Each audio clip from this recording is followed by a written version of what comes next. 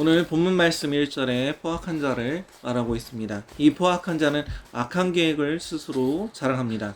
하나님은 인자하시지만 그는 자비나 인자함이 없습니다. 그들의 입은 오늘 본문 시편 52편 2절부터 4절의 말씀과 같이 심한 악을 꾀하여 날카로운 삭도같이 간사를 행합니다. 그들은 선보다 악을 사랑하며 의를 말함보다 거짓을 사랑합니다. 시편 기자는 그들의 혀에 별칭을 붙였습니다. 뭐라고 합니까? 52편 4절에 답이 있습니다. 간사한 혀여 너는 남을 해치는 모든 말을 좋아하는도다. 그들의 혀는 간사합니다.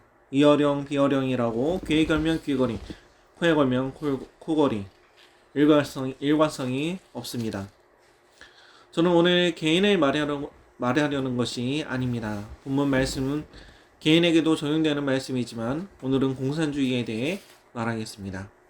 세상에 많은 사람들은 이념전쟁, 이데올로기 갈등이 구소련과 동구권의 몰락으로 사라졌다고 생각합니다. 설마 아직도 마르크스주의를 신봉하는 사람이 세상에 있겠어? 라며 쉽게 생각합니다. 하지만 좌우 갈등은 어느 사회나 할 것 없이 오히려 더욱 강화되고 있습니다. 단순히 어느 사회에나 있는 진보와 보수를 말하는 것이 아닙니다. 특히 교회를 공격하는 강력한 이데올로기적 성향을 말하는 것입니다. 그것은 공산주의적 정향으로도 표현되고 정치적 정도나 정치적 정향이라고 말합니다.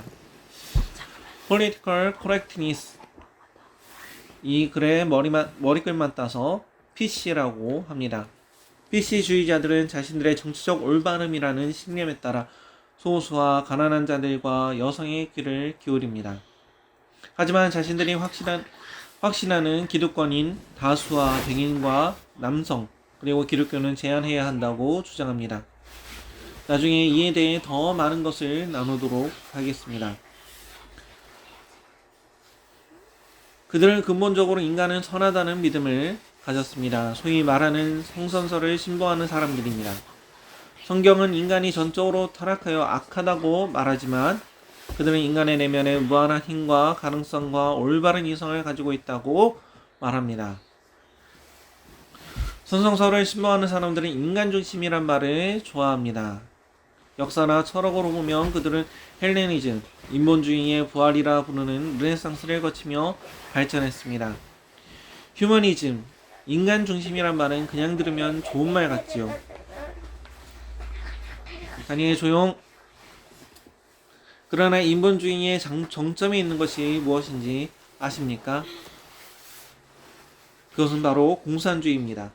공산주의는 인본주의 사상이 사회체제로 구체화된 것입니다. 그들은 인간이 선하기 때문에 인간 스스로 올바른 방향으로 갈 수 있다고 전제합니다. 인간 스스로 유토피아, 천국을 만들 수 있다고 확신합니다. 이것이 얼마나 어리석은 신념인지는 공산주의가 피워낸 가장 잔악하고 무도한 악의 꽃, 북한의 주체 사상을 보면 쉽게 이해할 수 있습니다. 세계 10대 종교에 들어가는 주체 사상에서 가장 먼저 이야기하는 것은 자기 운명의 주인은 자기 자신이며 자기 운명을 개척하는 힘도 자기 자신에게 있다는 것입니다. 인간이 개인의 삶과 역사의 주인공이라는 것입니다. 그들에게 보이지 않는 하나님은 없습니다. 오직 보이는 사람만 있을 뿐입니다. 북한은 주체 사상은 보이는 사람밖에 없기 때문에 하나님 자리에 앉혀둔 것은 이미 시체일지라도 김일성이라는 인간입니다. 북한은 죽은 시체가 하나님이 되어 통치하는 나라입니다. 강력한 사망 권세에 붙잡힌 거짓된 나라입니다. 오늘 시편은 인간의 어리석음에 대해 이야기하고 있습니다. 포악하며 악한 계획을 가진 사람들을 이야기합니다. 그들은 인간을 중심으로 생각하는 자들입니다. 인본주의자들은 우리 크리스찬을 무척이나 싫어하며 없애야 할 존재로 생각하고 있습니다.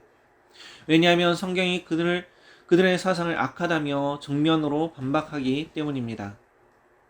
원래 타락한 인간은 하나님에 대한 증오와 미움이 마음속 깊은 곳에 자리 잡고 있는데 공산주의자들은 더더욱 하나님을 증오합니다. 역사를 보면 공산주의자들이 교회와 성도에게 얼마나 잔인한 짓을 했는지 알 수 있습니다. 종교를 아편이라 규정했고 교회를 불사르고 신앙을 지키는 사람들을 죽여 없애거나 고문해서 예수를 배반하게 만들었습니다. 중국은 표면적으로 종교를 허용하는 척 하지만 여전히 강도 높게 기독교를 탄압하고 있습니다. 최근 들어 더욱 심하게 교회를 부수고 교회 재산을 몰수하고 목회자를 잡아 가두고 있습니다. 옛 소비에트 연방도 기독교를 탄압했습니다. 북한은 더욱 가관입니다. 공산주의를 넘어 김일성 3대를 신격화하는 주체 사상을 만들어 모든 사람을 김일성 일가의 발 아래 두고 괴롭히고 있습니다. 북한은 철저한 계급 사회입니다. 김일성 일가를 중심으로 52개의 계급으로 사람을 나누어 구별하고 개인은 자신의 신분을 벗어나지 못하도록 교육, 사는 지역, 직업 등 모든 것을 당이 결정하고 통제합니다. 예를 들면 신분에 따라 학교 진학의 기회가 결정이 됩니다. 어떤 탈북자는 자신이 졸업할 때 한 반의 대다수가 감자 농장에 배치받았다고 합니다. 물론 그 사람이 소속된 반에는 대학 진학의 기회가 주어진 학생이 없습니다. 유일당이 공산당, 노동당이 개인의 모든 삶을 결정하고 통제하는 세상이 유토피아입니까? 이들이 말하는 것을 보면 얼마나 가증스러운지 모릅니다. 북한이 살기 힘들고 어려운 걸 잘 알지만 북한 사람들은 자신의 나라가 지상천국이고 모든 인민이 행복하게 산다고 이야기합니다. 자신들이 힘들게 사는 것이 미제와 남한과 일본의 탓이라고 말합니다. 지금처럼 공산당을 잘 모를 때는 속아서 얼마나 많은 사람들이 북한으로 갔는지 모릅니다. 일본에 있는 동포들이 그랬고 월북한 사람들이 그랬습니다. 하지만 현재 그들은 얼마나 후회하고 있는지 모릅니다. 심지어 북한으로 간 한 제일교포는 두부가 먹고 싶다고 탄식했습니다. 북한은 핵무기 개발을 위해 전쟁도 아닌 평시에 300만 명을 굶겨 죽인 나라입니다. 북한 군대에 입대하기 위한 성인 남성의 최저 키가 몇 센치인지 아십니까? 바로 137cm입니다. 초등학생 저학년만큼만 커도 군대에 갑니다. 모든 외부 정보는 차단됩니다. 자신들이 못 사는 것은 미국의 제재 때문이라고 배웁니다. 북한의 어린이들은 타가수부터 미국을 철천지 원수라고 배웁니다. 사실은 김일성부터 시작된 핵무기와 대륙간 탄도미사일, 생화학무기 같은 대량 살상무기 개발과 보유, 정치범 수용소와 기독교 탄압 같은 종교 탄압과 인권 문제 때문에 미국의 제재를 받는 것을 북한 지도부는 잘 알면서도 애써 부인합니다. 그리고 북한의 모든 불행은 미국 때문이라고 주민들을 거짓으로 선동합니다. 미국이 핵무기를 가지려는 진짜 목적은 김일성 일가에 의한 남한의 적화 통일입니다. 그럼에도 불구하고 아직도 대한민국 사람들 중에는 북한을 추종하는 세력이 많이 있습니다. 그들은 한결같이 인간이 인간답게 살아가는 세상을 만들겠다고 말합니다. 이제는 인본주의, 인간 중심 사상이 대한민국의 헤게모니를 장악했습니다. 지금 대한민국 사람들은 모두 같은 이야기를 합니다. 인간 중심, 사람이 먼저다. 잘 구분하셔야 합니다. 한국의 인간 중심 사상은 서방 국가들과는 기원부터 목적하는 바가 완전히 다른 차원의 것입니다. 유럽이나 미국처럼 종교개혁으로 인한 발생한 천부인권 사상, 하나님의 형상인 인간의 존귀함을 존중하는 마음에서 나온 인간 중심이 아닙니다. 대한민국에서 사람이 먼저다. 인간 중심이라는 구호는 사회운동의 일환으로 인본주의의 공산주의 이념에서 나온 구호입니다. 그 밑바탕에는 단순한 흑백 논리와 유물론 사상이 입각한 기득권, 대기업과 권력자들에 대한 분노와 억압이 숨어 있습니다.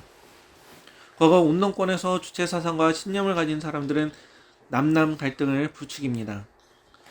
지역 감정을 교묘히 이용하기도 하고 역사를 왜곡하기도 하며 대기업이나 부유한 사람들을 미워하게 만들고 사람들로 하여금 자기 연민과 억울함을 가지게 만듭니다. 그들이 하는 것은 편가르기입니다. 사회를 하나 되게 만드는 것이 아니라 분열하게 만듭니다.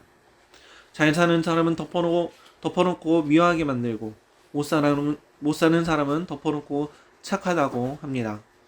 그들이 내건 구호는 아주 날갈빠진 구호입니다. 이미 공산주의자들이 지도의 절반을 적화시키면서 사용했던 바로 그 구호입니다. 분노하라. 우리는 몇 년간 서울 한복판에서 이 낡은 구호를 들어왔습니다. 분노하라. 그들은 용서나 화해나 하나됨을 싫어합니다. 그저 악과 선의 대결 구도와 흑과 백의 전쟁만 있을 뿐입니다. 가진 자는 덮어두고 악한 자입니다. 못 가진 자는 덮어두고 착한 자입니다.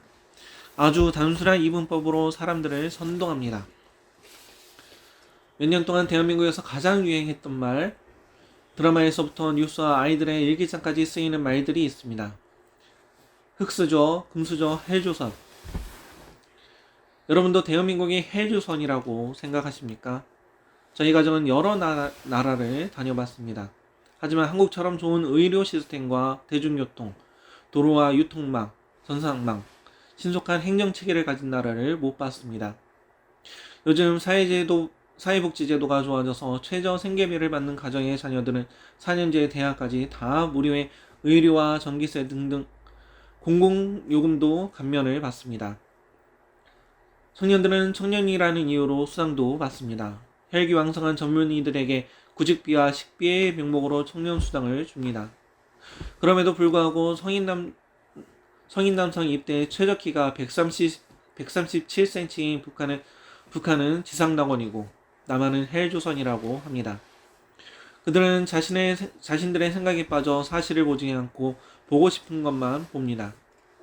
최악의 인권유린 국가의 김정은은 아무리 미사일을 시도 때도 없이 자꾸 쏘아도 친형과 고모부를 죽여도 왠지 귀여워 보입니다.